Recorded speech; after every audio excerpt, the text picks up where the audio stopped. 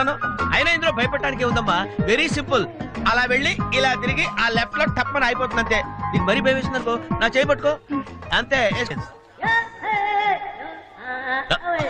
వాడు చూడు, ఇది కదిలే లోపే చచ్చిపెట్టు. అయ్యో